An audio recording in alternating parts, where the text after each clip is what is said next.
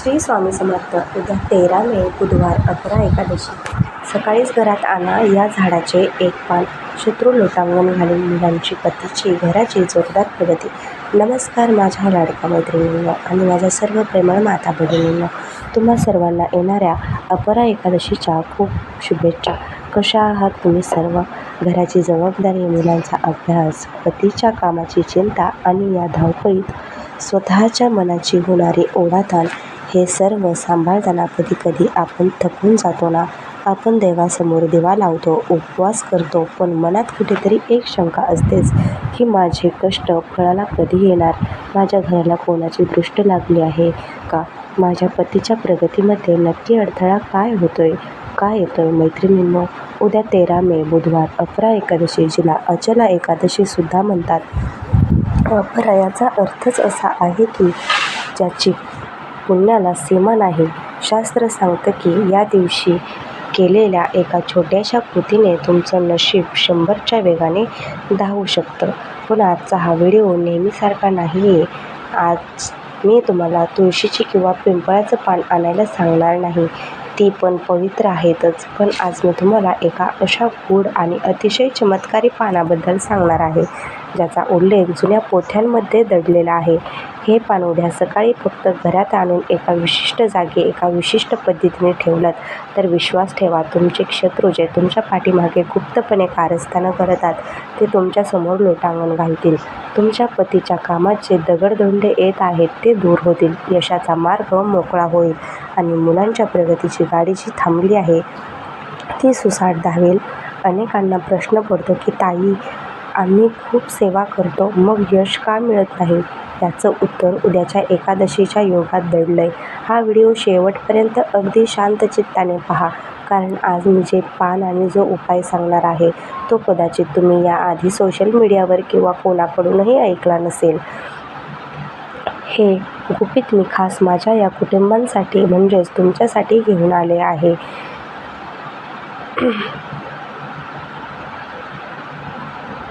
व्हिडिओला आत्ताच लाईक करा, कारण तुमची एक लाईक मला अशा दुर्मिळ माहिती शोधायला खूप प्रेरणा देते. हा व्हिडिओ आपल्या ग्रुपमध्ये नातलगांना आणि तुमच्या जवळच्या मैत्रिणींना शेअर करा, जेणेकरून कोणाचं तरी भलं होईल. आणि हो, आपल्या या हक्काच्या चॅनलला सबस्क्राईब करायला विसरू नका, कारण आपली ही साथ जन्मोजन्माची आहे. चला तर मग या पवित्र दिवसाचा संकल्प करूया. कमेंट बॉक्समध्ये पूर्ण श्रद्धेने आणि विश्वासाने लिहा, श्री स्वामी समर्थ, ओम गणपते नमः आणि ओम नमो भागवते वासुदेवाय. तुमची ही एक कमेंट, तुमची ही हाक थेट त्या ईश्वरापर्यंत पोहोचू शकते आणि तुमच्या जीवनात सकारात्मकतेचा प्रकाश आणू शकते. आता नीट लक्ष देऊ नये का, जे पान कोणतं आहे आणि या सकाळी नक्की काय करायचं आहे? मैत्रिणींनो, सर्वात आधी समजून घेऊया की या एकादशीला अपरा का म्हणतात. अपरा या शब्दाचा अर्थच असा आहे की ज्याची कोणतीही सीमा नाही, जे अपाट आहे, जे अपार आहे. शास्त्र सांगतं की या दिवशी विष्णूंची पूजा केल्याने माणसाला अपार धन, अपार यश आणि अपार पुण्य मिळतं. इतकंच काय, जर नकळत आपल्याकडून काही मोठी पापं झाली असतील तर त्यातून मुक्त होण्यासाठी अपरा एकादशीसारखा दुसरा मोठा मुहूर्त नाही. पण आजच्या काळात आपल्या सर्वांची मोठी समस्या काय आहे? आपण कष्ट तर खूप करतो, अगदी रक्ताचं पाणी करतो, पण पदरात काय पडतं? शून्य. कधी घराला कोणाची तरी वाईट नजर लागते, तर कधी घरात सतत कटकटी होतात. आपल्या पतीचं काम चांगलं चालत असतं आणि अचानक त्याला नजर लागते, बरकत थांबते. मुलं हुशार असतात, पण ऐन परीक्षेच्या वेळी त्यांचं डोकं चालत नाही किंवा त्यांचं मन अभ्यासावरून उडून लागतं. तुम्हाला कधी असं वाटलंय का की देवा, मी एवढी सेवा करते, उपवास करते, तरी माझ्याच नशिबात हे का? मैत्रिणींनो, देव नक्कीच बघतोय, पण तो एक खास संधीची वाट पाहत असतो आणि ती संधी म्हणजे उद्याची ही बुधवारची अपरा एकादशी. या वर्षाचा योग अत्यंत दुर्मिळ आहे, कारण एकादशी आली आहे बुधवारी. ज्योतिषशास्त्रात बुध हा बुद्धीचा, व्यापाराचा आणि आपल्या बोलण्याचा कारक मानला जातो. जर तुमचा बुध ग्रह बलवान असेल तर जगातली कोणतीही शक्ती पुन्हा प्रगती करण्यापासून रोखू शकत नाही. आणि हीच प्रगती खेचून आणण्यासाठी उद्या आपल्याला ते एक खास पान घरात आणायचं आहे. आता तुमच्या मनात उत्सुकता असेल की जर हे तुळशीचं पान नाही आहे, जर हे महादेवाला प्रिय असलेलं बेलपान नाही आहे किंवा शुभ कार्याला लागणारं आंब्याचं पानही नाही आहे, तर मग हे पान आहे तरी कोणतं? हे पान आपल्याला घराच्या अंगणात असतं, रस्त्याच्या कडेला असतं, पण त्या पानामध्ये दडलेली शक्ती आपल्याला माहीत नसते. हे पान केवळ एक पान नाही आहे, तर ते विजय मिळवून देणारं एक अस्त्र आहे. हे पान घरात कसं आणायचं, ते कोणत्या दिशेला ठेवायचं आणि त्या पानावर असं काय लिहायचं की ज्यामुळे तुमचा शत्रू तुमच्या वाटेतून कायमचा बाजूला होईल, हे सर्व मी तुम्हाला सांगणार आहे. पण त्याआधी ज्या माता भगिनी आपल्या मुलांच्या करिअरबद्दल आणि पतीच्या नोकरी व्यवसायाबद्दल काळजीत आहे, त्यांच्यासाठी एक असा अमोघ उपाय सांगते जो या पानासोबत केल्याने त्याचे फळ 1000 पटीने वाढेल. हा उपाय नीट ऐकून घ्या, कारण हा उपाय तुमचं आयुष्य बदलणारा ठरू शकतो. माझ्या माता भगिनींनो, त्या चमत्कारी पानाच्या उपायाकडे वळण्याआधी उद्या सकाळी तुम्हाला घरातील वातावरणाची सकारात्मकता निर्माण करायची आहे. त्यासाठी हे 2 विशेष उपाय अतिशय लक्ष देऊन ऐका.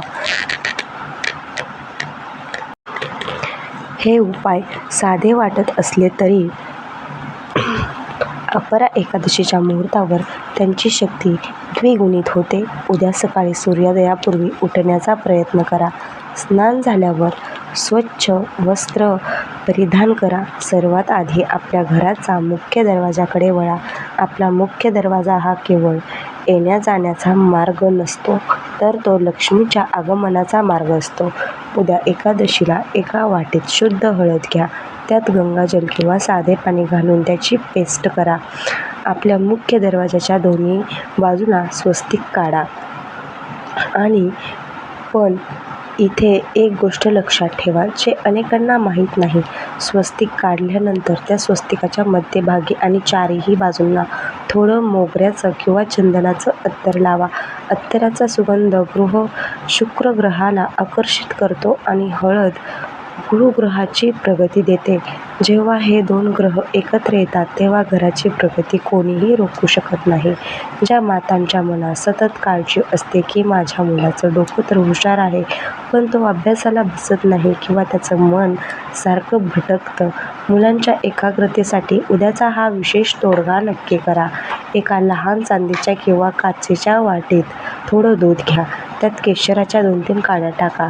ते केशर दुधात व्यवस्थित विरघळून घ्या, जोपर्यंत दुधाचा रंग पिवळसर होत नाही. त्यानंतर भगवान विष्णूंच्या चरणांना स्पर्श करून हे दूध आपल्या मुलाच्या कपाळावर आणि कंठावर म्हणजेच गळ्यावर टिळा म्हणून लावा.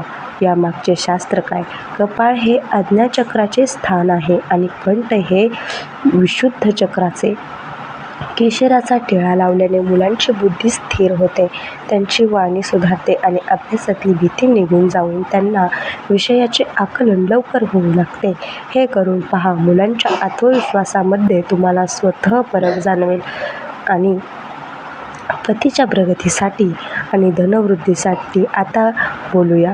घरातील कर्त्या पुरुषाबद्दल आपल्या पतीची प्रगती झाली की संपूर्ण घर सुखी होतं. जर त्यांच्या नोकरीत अडथळे येत असतील, व्यवसायात पैसा अडकून पडला असेल, तर उद्या एक छोटी पण अमोघ विधी करा. एका पिवळ्या रंगाच्या रेशमी किंवा सुती कपड्याचा छोटा तुकडा घ्या. पिवळा रंग हा भगवान विष्णूंचा अत्यंत प्रिय आहे. त्या कपड्यावर 1 रुपयाचे नाणे, थोडी पिवळी मोहरी आणि 1 लवंग ठेवा. त्याची एक छोटीशी पोटली तयार करा. ही पोटली उद्या दिवसभर देव्हाऱ्यात ठेवा आणि संध्याकाळी तुळशीजवळ दिवा लावल्यानंतर ती पोटली पतीच्या कपाटात किंवा जिथे तुम्ही पैसे ठेवता तिथे ठेवा. पिवळी मोहरी नकारात्मकता शोषून घेते आणि नाणं लक्ष्मीचं प्रतीक आहे. त्यामुळे पतीच्या कामात येणारे सर्व अडथळे हळूहळू दूर होतील आणि घरामध्ये बरकत होईल. मैत्रिणींनो, हे उपाय करताना मनात फक्त एकच भावना ठेवा, माझ्या घराचं भलं व्हावं. आता ज्याची तुम्ही आतुरतेने वाट पाहत आहात ते वापर शत्रूचा नाश करण्यासाठी आणि प्रगतीसाठी कसा करायचा ते आता आपण पाहूया. नीट लक्ष देऊन ऐका. आता वेळ आली आहे या गुपिताची, ज्याची तुम्ही सुरुवातीपासून वाट पाहत आहात. मैत्रिणींनो, ते पान दुसरं तिसरं कोणाचं नसून ते आहे जास्वंदीचं पान. हो, कदाचित तुम्हाला आश्चर्य वाटलं असेल, आपण नेहमी गणपती बाप्पाला जास्वंदीचं फूल अर्पण करतो, पण या पानामध्ये जी शक्ती दडलेली आहे ती फार कमी लोकांना माहिती आहे. उद्या अपरा एकादशी आणि बुधवारचा हा जो दुर्मिळ संयोग आला आहे तो या पानाला सिद्ध करण्यासाठी सर्वात उत्तम मुहूर्त आहे. जास्वंदाचं झाड हे सूर्य आणि मंगळाचं प्रतीक मानलं जातं, तर बुधवार हा बुधाचा दिवस आहे. जेव्हा हे ग्रह एकत्र येतात तेव्हा तुमच्या जीवनातील अडथळे कापले जातात. काय करायचे आहे नीट समजून घ्या. उद्या सकाळी तुमच्या अंगणातील किंवा आसपासच्या जास्वंदीच्या झाडापाशी जा. त्या झाडाची मनापासून माफी मागा आणि सांगा, हे वृक्षराजा, माझ्या घराच्या प्रगतीसाठी मी तुझं एक पान घेत आहे, मला आशीर्वाद दे. एक असं पान निवडा जे पूर्णपणे हिरवंगार असेल, फोटूनही फाटलेलं नसेल किंवा त्याला छिद्र नसेल. विधी कसा करावा अतिशय महत्त्वाचं आहे, नीट लक्ष देऊन ऐका. पवित्रता. हे पान घरी आणल्यावर सर्वात आधी शुद्ध पाण्याने किंवा गंगाजलाने स्वच्छ धुवून घ्या. एका कापसाने ते पान पुसून कोरडे करा. शत्रुबाधा निवारण्यासाठी. जर तुम्हाला वाटत असेल की समाजात किंवा कामाच्या ठिकाणी कोणीतरी तुम्हाला त्रास देतंय, तुमच्या प्रगतीवर जळतंय, तर या पानाच्या मागच्या बाजूला खडबडीत भागावर चंदनाने त्या व्यक्तीचे नाव लिहा. जर नाव माहीत नसेल तर फक्त शत्रुबाधा निवारण असे लिहा. हे केल्याने त्या शक्तीची नकारात्मक शक्ती तुमच्याकडे येण्यापासून थांबते. तो शत्रू तुमच्यासमोर नतमस्तक होईल. मुलांच्या आणि पतीच्या प्रगतीसाठी. आता पानाची पुढची बाजू गुळगुळीत भागावरती लिहा. गुळगुळीत भागावरती करा. त्यावर थोडासा शुद्ध मध लावा. मधाचा गोडवा आयुष्यात गोडवा आणतो. त्यावर एक अक्षदा म्हणजेच एक अखंड तांदळाचा दाणा ठेवा. लक्षात ठेवा, तांदूळ तुटलेला नसावा, कारण अक्षदा ही पूर्णत्वाचे प्रतीक आहे. अर्पणविधी. हे पान आपल्या हाताच्या तळव्यावर ठेवा.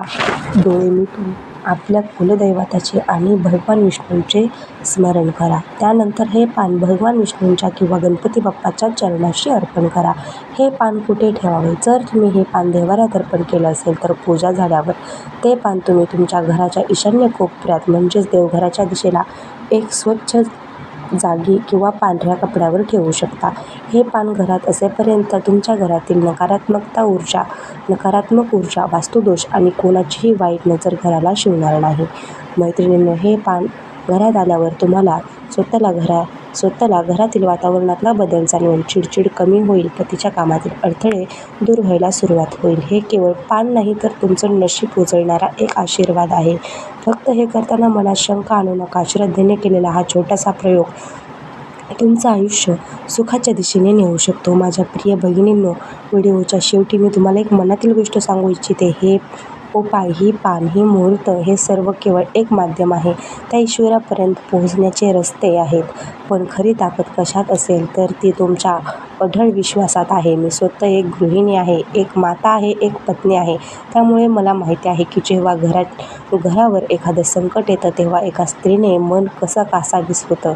पण विश्वास ठेवा, जेव्हा आपला अश्रू पुसून पूर्ण श्रद्धेने त्या भगवंताकडे पदर पसरून मागतो, हे छोटे छोटे शास्त्रोक्त उपाय करतो, तेव्हा देव आपल्याला कधीच रिकाम्या हाती परत पाठवत नाही. तो मार्ग दाखवतोच. आणि उद्याची ही अपरा एकादशी म्हणजे तुमच्या आयुष्यातील सर्वात म्हणजे अफाट संकटांना दूर करण्याची संधी आहे.